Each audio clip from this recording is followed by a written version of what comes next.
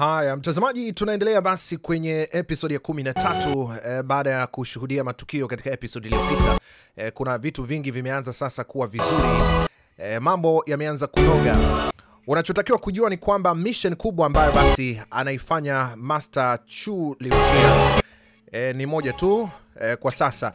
Mission kubwa ambayo anahangaika nayo kwa sasa Mshua ni kuhakikisha kwamba kila kitu ambacho basi amesikia kuhusiana na mrembo ambaye jina lake naitwa Chu Linsu basi kinapata majibu. Hii ni kufuatia zile tuhuma ambazo yeye ndo anatuhumiwa zaidi, kwamba alisababisha madhara baada ya watu mbalimbali au wale watu mashuhuri kupatikana vifo vyao.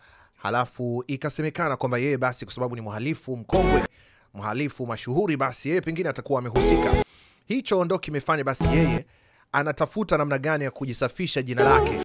Sasa wameshafika pakubwa, kwa maana ya kwamba wamepambana kwa kiasi kikubwa kwenda kila kona, na wameweza kupata kujua ya kwamba kuna mhusika mwingine ambaye huyu inawezekana kwa asilimia kubwa yeye ndo amehusika katika matukio ambayo yanahusiana na yale mauaji ya wale watu mashuhuri.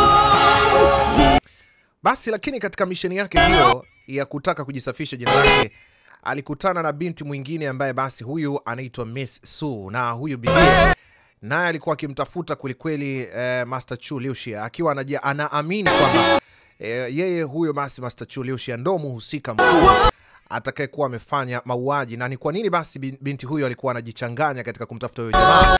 Ni kwa sababu pia binti huyo alikuwa na bosi wake, alikuwa na chief wake, master wake ambaye naye aliuawa kikatili, na basi anachoamini ni kwamba Master Chu Liuxia ndio amehusika. Je, basi ni nini kiliendelea? Baada ya hapo wanakuja wanaunganika, baada ya binti huyo kujua kwamba Master Chu Liuxia hahusiki na mauaji ya bosi wake. Wote sasa wanamtafuta muuaji.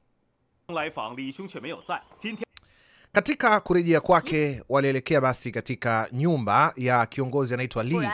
Wakiwa wanazungumza huko, walikaribishwa na kiongozi Li.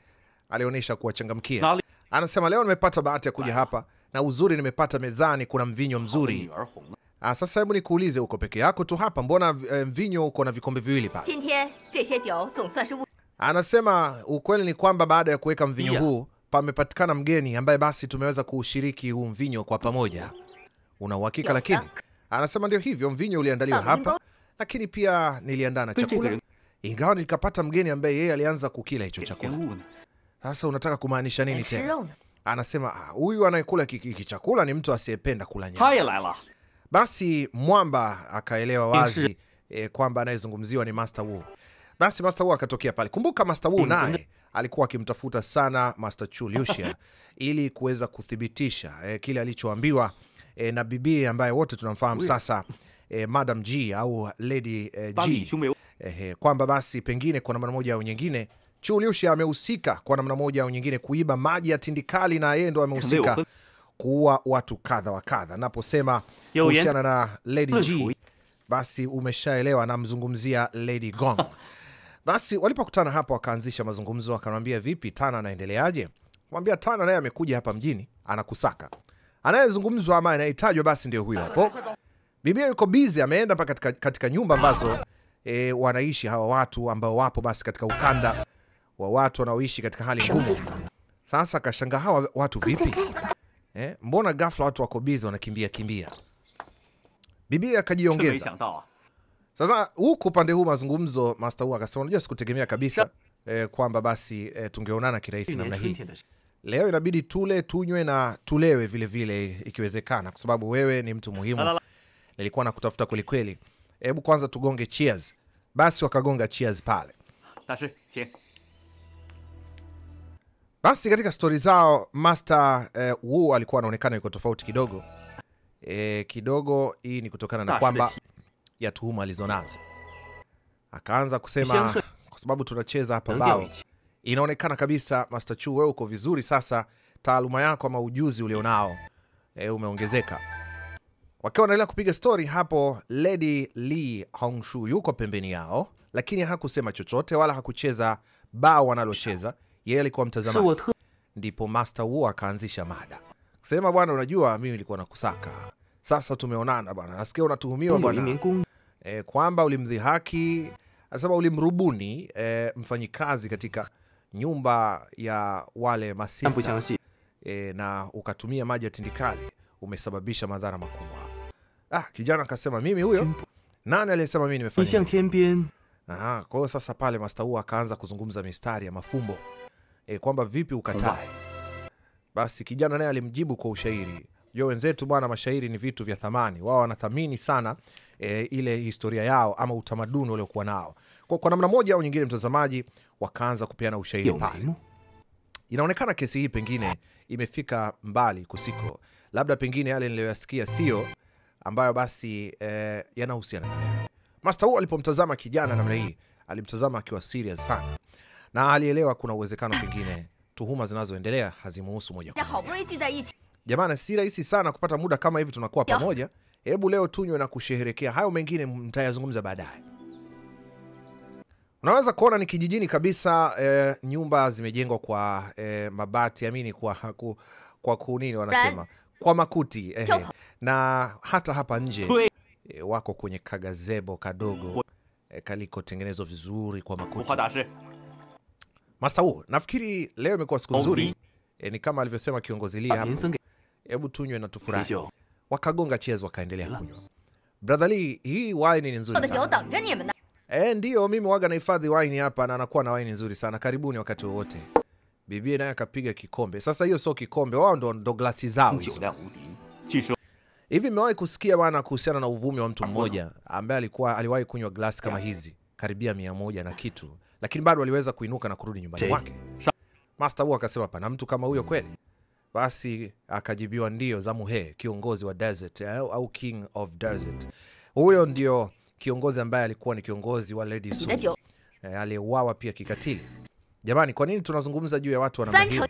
Kama pombe mtu aliamua yeye anaweza kunywa nyingi kiasi hicho na yote akaweza kurudi nyumbani mwake, kwa nini tunamjadili? Akamwambia usijali kiongozi Lee, kwa sababu tunayemwongelea ameshauawa, hakuna haja ya kumjadili sana. Na natumai pia hauhisi kwamba pengine sisi basi genge letu hili au jumuiya yetu, jamii yetu, labda kwamba tumehusika kwa namna yoyote. Basi kijana akamtuliza, akamwambia hakuna shida. Basi wakati huo alipoulizwa na Master Wu kwa nini basi wazunguka kila kona, akasema ni kwa sababu ninaamini muuaji amejificha pale, na mimi nataka kuthibitisha kwamba muuaji hayuko mbali. Kama nikiweza kumtia hatiani, mengine yote yatakuwa mepesi tu. Sasa sijui nitafanikiwa vipi. Kwa hiyo hii ni kusema wewe sio mhusika, sio? Nafurahi kuthibitisha kwamba kumbe wewe si mtu uliyefanya hayo maovu. Master Wu alishukuru sana. Sasa Lee, nafikiri na jambo jingine pia. Ndahitaji msaada wako. Ninaomba unisaidie kumkamata mhalifu. Hebu nieleze unataka nikusaidie. Nafikiri mke wa kiongozi wenu aliyepita anaitwa Chiu Lin-su. Nafikiri huyu ndio alihusika katika uhalifu huo.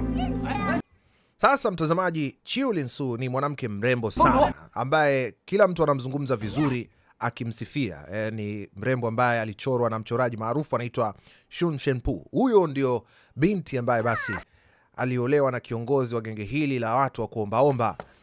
Kiongozi ambaye zamani alikuwa akiongoza, jina lake alikuwa anaitwa Ren Si au vipi? Brother Chu. Ndio nini hicho unachonifanyia? Kwa nini unaniweka kwenye wakati mgumu mimi? Sasa wewe nimestar. Yaani wewe unanifanya mimi nikutafute kila pahali Tulichokubaliana ni nini? Tulikubaliana mimi na wewe tungekutana Xiangxi, lakini mpaka leo hatujaonana. Basi Lady Lee akauliza, hayo ni nani huyu Master Chu? Akajibu Master Wu, akasema Brother Lee, huyo ndio yule binti nilikuwa kukuelezea. Huyo ndiye ambaye uhusiana moja kwa moja na huyu jamaa, atakuwa demu wake. Basi pale ilibidi kiongozi Lee akaita wafanyikazi wake pale, bodyguard wake, ili kusudi waende wakampatie mgeni chumba cha kufikia. Ni tamthilia ambayo ndani yake kumejaa vitu ama matukio ya kusisimua sana, na tayari mission inakuwa nyepesi sana kama mimi nikisemea kwa lugha ya Kiswahili. Kwa sababu tayari umeshaanza kuelewa wahusika ni kina nani. Umeshaanza kuyakamata majina yao. Kwa sasa tunapata visa ni nini. Umeona Master Chu Liuxia anajaribu kujisafisha, ameshaanza kujisafisha kwa Master Wu, lakini pia kwa Li Hongxue. Sasa tunarudi kwa huyu mwamba hapa ambaye nafikiri tunamkumbuka jina lake huyu. Anaitwa Brother Zhong Yuan au jina lake jingine Yi Dian. Huyu ni mbaya sana kwenye martial arts. Ni mmoja kati ya watu ambao wanaaminika kwa taaluma na uwezo wao katika kutumia upanga. Sasa aliachwa hapa na Miss Su. Huyu ndio Miss Su au Lady Su mwenyewe, ambaye naye pia alikuwa kwenye mission ya kupambana kweli kweli kumtafuta Chu Liuxia. Na ni kwa nini alikuwa anamtafuta Chu Liuxia? Alikuwa Master Chu Liuxia ni kwa sababu anaamini kwamba Master Chu Liuxia amehusika kwa namna moja au nyingine kumuua chifu wao au kiongozi wa genge lao. Kwa hiyo basi baada ya kukutana na Master Chu Liuxia akaja akagundua kwamba pia Master Chu Liuxia hahusiki. Pale tulipomwona mara ya mwisho Master Chu Liuxia alipoondoka, alimwacha katika mikono ya huyu mwamba hapa ili kusudi jamaa amsaidie kumtizama binti huyu asiende kokote mpaka pale mwamba atakaporudi tena. Sasa unaona hapa mchizi amekuwa bodyguard wa nguvu kweli kweli. Binti anajitahidi kutoroka lakini wapi? Mwambie wewe unanizuia ili iweje? Amwambia wewe unataka kwenda na mimi kila mahali, si ndio? Kwa hiyo hata nikienda chooni na wewe utakuja eh? Sasa binti hata hataki kutulia, anataka tu kuondoka. Lakini mwamba huyu naye noma kweli kweli. Amwambia Chu Liuxia atakaporudi, hiyo ndo itakayokuwa ni salama yako. Mimi nikimwaidigi kitu mtu lazima nitafanya. Mimi ndo naondoka hivyo. Sasa kama unataka huyo Chu Liuxia akufanyie vile unataka wewe, ole wako uniguse na kwambia. Sasa kuna aina fulani ya lock kwenye katika ulimwengu wa tamthilia hizi za Wachina. Kuna dunia inaitwa dunia ya wuxia. Ni dunia ya kufikirika. Kuna vitu katika mwili wa binadamu wa China wanaamini kwamba ukigusa katika maeneo fulani mtu anaweza kuganda tu kama vile amegandishwa kama sanamu. Yani kuna maeneo wanaamini hivyo. Kwa hivyo basi unaweza kuona pale umefanyika ulimwengu wa kufikirika. Mwamba mwenyewe Brother Zhong Yang amemlock binti ili kusudi binti asimsumbue. Kwa hiyo amelokiwa pale. Sasa tunarudi tena upande huu. Hapa sasa ni mezani kati ya wapendanao wawili. Huyo ni Chu Liuxia pamoja na kabibi yako Kaledi Tang. Kwa hiyo wewe unanikwepa kwepa kwa sababu hutaki aibu. Unaona mimi na wewe tukiongozana kuna aibu, si ndio Kidogo pana mtu alikuwa akiitaita pale. Huyu si mwingine ni msaidizi wa Li Hongxue ambaye tunamuita kiongozi C2. Unakumbuka jina lake? Elder C2. Sasa hebu subiri kidogo. Mimi nilikuwa nataka kutoka. Bibi anamuuliza, "Ah, unaenda wapi?" Sasa mimi naenda kunywa na washikaji. Na mimi nataka nije. Huwezi kuja. Unaenda wapi? Wanaume wanaenda kunywa nao, unataka ukachanganyikane nao, wewe ni mwanaume. Basi aliposhushuliwa kidogo akabaki peke yake hapo. Hivi si tu. Hivi unafikiri huyu mwanaume atakuwa ananipenda mimi kweli? Maana anakatabia yani popote akienda anataka mimi niache tu hapa. Wala usijali. Usijali. Nafikiri mambo yote yako sawa tu. Huyu kaka atakuwa anakupenda. Na pia unajua kiongozi wetu wa sasa huyu Li Hongxue ni mtu ambaye anamwamini sana huyu jamaa. Hawezi kuwa anakuchezea. Binti alipojua kwamba hachezewi akafurahi sana. Hebu nikuulize, ulitaka kuniuliza kuhusiana na Mrs. Ren, sio? Unajua siwezi kukwambia kila kitu kwa nini namtafuta wewe mwanamama Chu Liuxia. Lakini itakuwa vyema kama ukinisaidia kumpata. Je, labda Brother Chu ni kusema sasa unamtilia hofu ama basi pengine hauamini kwamba mke wa bosi wangu huyu anahusika katika mambo hayo? Yani ni kwamba anaamini kwamba mke wa bosi wake wa zamani ndiye mwenye hatia katika kuwaua machifu wale watu mashuhuri. Haya, huku na huku wakiwa wanazungumza pale, bibie Li akasema mimi sina tatizo, ili kulinda heshima yangu pia niko tayari nitakusaidia. Kwa hiyo basi kwa sababu ni hivyo na kwa sababu tumeelewana, nataka nikueleze kitu kimoja. Baada ya kiongozi wetu Rensi kufariki, basi mkewe naye alipata kidogo shaka, hakutaka kubaki hapa kwa kumbukumbu za namna fulani, akaamua kusepa zake. Kwa hiyo nataka kuniambia Brother Li Hongxue, basi wewe unaweza kunisaidia kwa sababu unajua ni wapi shemeji yetu aliko Akasema wala usijali, hilo ni jambo dogo tu, nitakusaidia. Ingawa makazi anayoishi yako mbali kidogo. Kwa hivyo basi ikiwa unataka nikupeleke huko, unaonaje labda pengine tukianza safari kesho mapema mchana? Sasa kwa sababu umesema hivyo, hebu nikuulize, labda tukienda huko tunaweza kutumia siku 2 nzima kurudi ndo tufike huko? Kwa nini unauliza hivyo? Kuna baadhi ya mambo muhimu sana nilikuwa nataka nishughulike nayo kwanza. Nafikiri basi niruhusu nitoke kidogo, nitarudi baada ya masaa 2. Brother Chu, mbona una haraka sana? Labda umepata demu mpya? Wewe. Nafikiri ni muda mrefu sasa brother Chu hajaenda Jinan. Unaona sasa, mimi nafikiri brother Lee ananielewa vizuri sana. Utajiuliza kwa nini wanamuita huyu mwanamke brother, yani jina ambalo ni la kiume, yani kaka. Kwa viongozi zamani, ukiwa hata kama ni mwanamke, ukiwa wewe ni kiongozi labda wa chama fulani au gang fulani, hawakuiti sister ama lady ama madam, wanakuita brother. Kwa hiyo ndio maana huyu Lee Hongshu anaitwa brother Lee ama brother Lee Hongshu. Kwa kuwa basi nimejiridhisha mtu huyu hana hatia yoyote, nimetimiza wajibu wangu. Pamoja na kwamba basi brother Lee Hongshu alikuwa amethibitisha yale ambayo basi amesikia, amekuwa tayari kumsaidia brother Chu Liuxia, kwamba atakwenda kumpata huyo bibie Chu Liuxia, lakini inaonekana hakuwa na raha, bado ana mawazo. Sasa sijui ni kwa nini, tutajua mbele. Genge lile la watu wale wanaoishi katika hali au mazingira magumu wakapata kujua ni wapi ambapo Bai Yumo amejibanisha, yani amejificha. Wakaenda wakaanza kumshambulia mwamba, sasa akimbii kokote. Ajabu sasa jamaa akawa anacheka kama vile mtu fulani mwenda wazi. Wakaanza kujiuliza huyu jamaa amelogwa au ni nini? Jamaa, hebu tusifanye vitu haraka haraka, huyu jamaa atakuwa chizi. Imekuwa kwa vipi mpaka akawa hivi?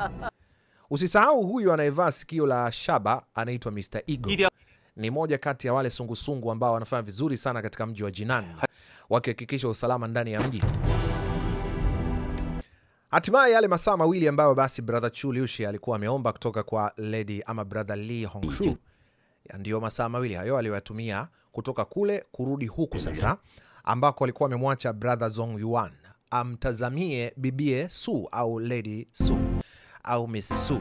Sasa amerudi, mwamba alijua sijui nani kawavamia, kaja chapo yani kamshikia na kijipepeo kile shingoni.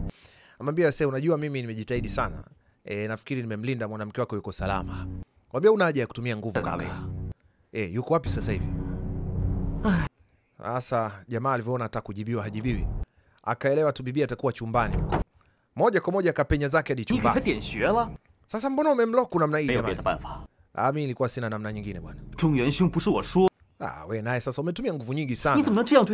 Yaani unashindwa kuelewana na binti mpaka umlock namna hii. Maona mtu anavyotolewa kwenye loko hapo, mtazamaji. Ingekuwa ni miaka ya sasa angesema da, huyu mtu ni mchawi wa nguvu sana, na angetangaza kwamba anafanya kazi kama hii, angepata wateja wengi pia. Haya, ni nini ambacho ameniacha hapa mpaka nakaa na huyu chizi? Wewe naye sasa mpaka tugombane. Sasa unakwenda wapi? Hebu tutoka kwanza hapo nje tuongee vizuri. Wanaume wakabaki wenyewe. Mchizi ana usongo kinyama. Mwanangu, umeshasahau tulikubaliana nini? Sasa mwanangu, umeshaniangalizia wewe mwanamke, si ndio? Mimi nilikuahidi na siwezi kurudi nyuma kwa maneno yangu mwenyewe. Acha nizungumze naye kwanza. Huyu brother Zong Yuan anataka sana kupimana msuli na Chu Liuxia, ambaye basi Chu Liuxia anaonekana ni hodari sana naye pia katika martial art, sanaa ya ngumi. Kwa hiyo anataka sana wapimane msuli, ni kwa sababu basi brother Zong Yuan anaamini kwamba brother Chu Liuxia ndio mtu pekee ambaye anaweza kumchallenge. Tunarudi sasa hapa kwa Master Wu na akiwepo pamoja na brother Lee Hongshu. Anayezunguka pale msisahau ni Lady Tana. Sasa anasema brother Shu, unajua brother Chu alisema atarudi hapa baada ya masaa mawili. Nina imani kwamba unaweza kutulia kidogo kamsubiri. Basi huyu ni Lady Tana by the way. Basi baada ya hapo akasema ni sawa, ngoja nikamsubiri. Lady Tana anampenda sana Chu Liuxia. Anampenda sana na mara nyingi anashindwa kuvumilia jamaa anavyokuwa mbali na yeye. Mara kwa mara utamwona anapenda sana kuwa naye karibu. Kwa hiyo basi tumeshuhudia tena akienda kumuulizia mbona haji, akaambiwa atarudi, usijali. Sasa hebu nikuulize, huyu bibi anaonekana na hisia kweli kwa huyu jamaa? Unajua ndio hivyo tena, huyu jamaa anajua kweli kuiteka mioyo ya wanawake. Lakini naonekana hata pia na mimi ameshaanza kunielewa.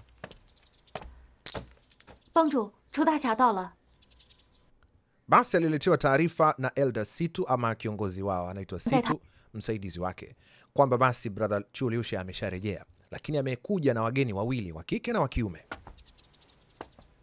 Sasa inaonekana aliongozana moja kwa moja akiwa pamoja na brother Zong Yuan pamoja na bibie yule ambaye basi tunamjua kama Lady Su ama Miss Su. Mwanangu, kabla tujaingia huko ndani, hebu tuongee kidogo. Sasa huyu brother Zong akamuuliza, unataka kuniambia nini? Kuna jambo nataka nikuone. Wewe sema unachotaka. Sasa unajua nini mwanangu, siwezi kupigana na wewe sasa hivi. Nina imani uliwahi kusikia tuhuma kwamba mimi natuhumiwa niliwahi kuingia katika nyumba takatifu nikaiba maji ya baraka, sijui tindikali. Ulisikia hivyo vitu na kwamba natuhumiwa mimi ndo niliwaua wale watu mashuhuri? Akasema nimesikia. Lakini sihitaji kujua kwa sababu hayo mambo hayanihusu. Sasa kwa nini unakuwa yani kila kitu nikukwambia utaki kusikia? Sasa umekuja na mimi mpaka ukuiliweje? Maisha yangu yanakutegemea wewe, yako mikononi mwako. Unajua mwisho wa siku mimi na wewe kweli tutakuja kupimana msuli kama unataka. Lakini si mbaya kama tukiweza kuelewana kidogo baadhi ya vitu. Kabla sijapambana na wewe, inafaa ni kuachie baadhi ya ujumbe au vitu muhimu ili hata ukinishinda ukanimaliza, basi utakuwa unajua kwamba mimi nilikuwa nimesimamia wapi. Nahitaji pia kuna vitu unisaidie. Kidogo wenyeji wakaja. Jamani, hatukutegemea kwamba tutaona nyewe watatu mkiwa pamoja. Brother Zong kumuona Master Wu akamsalimia. Akasema nimefurahi pia kukuona. Ni ngumu kukuona mara kwa mara, lakini aonesha mnapatana. Si ndio hivyo basi? Akasema pengine ndio hivyo. Ingawa wewe wasema Chu Liuxia yuko hapa, mimi bado nataka kupimana naye. Nimekuleta hapa kwa maksudi kwa Brother Li Hongxue. Pana vitu nahitaji unisaidie ndani ya hizo siku mbili. Nitaomba uwasindikize akina dada wawili warembo kulikweli.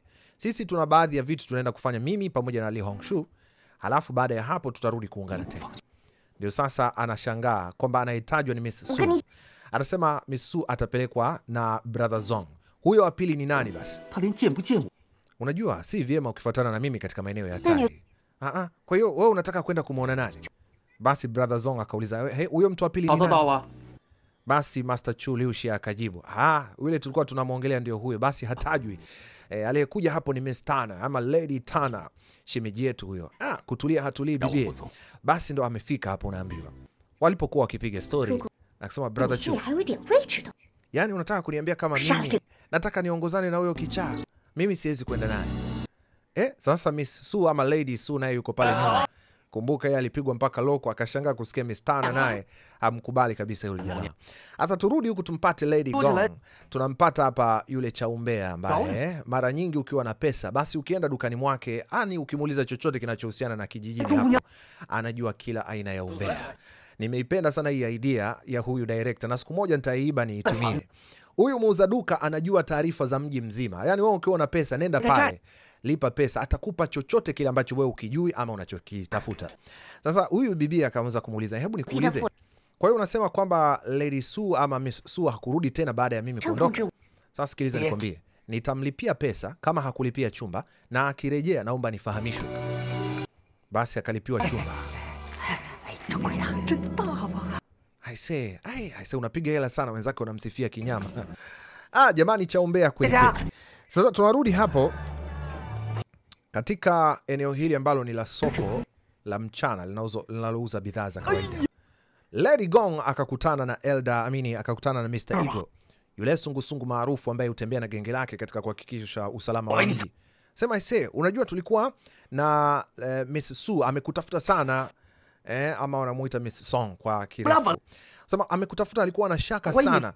Baada ya kusikia kwamba umetekwa na yule chizi yule ambaye anaitwa Bai Yumo, basi tuliongozana naye mpaka katika taasisi ile ambayo inawatunza wale watu ambao basi wao wanaishi katika mazingira magumu, kwenda kujaribu kutafuta taarifa zako. Anasema kwa hiyo ikawaje sasa, yuko wapi? Anasema mimi sijui. Lady Gong ndo akajua, okay, kwa hiyo ina maana basi Miss Su au Miss Song alikuwa na nia njema na yeye, na pengine alikuwa ameenda tukumtafuta kujua kwamba yuko salama. Kwa hiyo unasema kwamba nyinyi na Miss Song mmetengana? Anasema ndio. Basi haina shida. Nilidhani kwamba tungeonana wakati niliporudi huku. Sasa sikujua nini kimetokea, manake nilidhani tu katoweka. Au vipi kweli kama ametoweka, amekamatwa ama na yeye ametekwa pia? Basi Mr. Ego akawa na wasiwasi, anataka kuuliza labda nani atakayekuwa ameteka. Alipotajwa Bai Yumo, wewe mshenzi, ni unataka unitamkie huyo jamaa jambazi, wewe mimi naenda kanikate mapanga? Siwezi kwenda huko, acha ujinga wako. Basi akaanza kujisafisha chapu. Manake aliona huyu ananitamkia tena Bai Yumo, mimi niende nikakatwe mapanga. Yule muuni alikuwa noma. Sasa wewe Bai Yumo mwenyewe ndio huyu hapa. Issue ni kwamba Bai Yumo anajulikana mitaa yake, eneo ambalo ana chill. Na kumbuka basi lile kundi la sungusungu linaloongozwa na Mr. Ego wanajua taarifa zote za mjini. Kwa hiyo walijua pia ni wapi ambapo huyu chizi wa sasa anaendaga kujibanza. Wakaenda mpaka katika hilo eneo. Lady Gong ndio ambaye alitekwa mara ya mwisho na huyu jamaa ambaye anaitwa Bayumo. Sasa leo akasema wewe vipi wewe? Kashika upanga lakini mchizi yuko tu na mambo yake. Inaonekana kuna kitu kijakaa sawa ni. Sidhani kama hata mimi najua kilichotokea. Hata wewe Bayumo. Wewe unaniita ili weje? Jamaa ni kama amelewa. Mrembo. Nimepata mrembo. Akaanza kushangilia pale. Jamaa anaona kama amepata kisu kipya. Sijui kwa nini Bayumo yuko addicted sana na mabinti, pamoja na kwamba yuko katika hali hii, lakini bado anamuona Lady Gong ambaye ndio tena mara ya mwisho alimteka, kamletea shida mpaka akatengwa na kundi lake. Lakini kamuona tu ameanza kunogewa mapema sana. Tutakutana kwenye chapter inayofuata ama episode ya mbele ya 14 kwa ajili ya kuona nini kitaendelea baada ya hapo.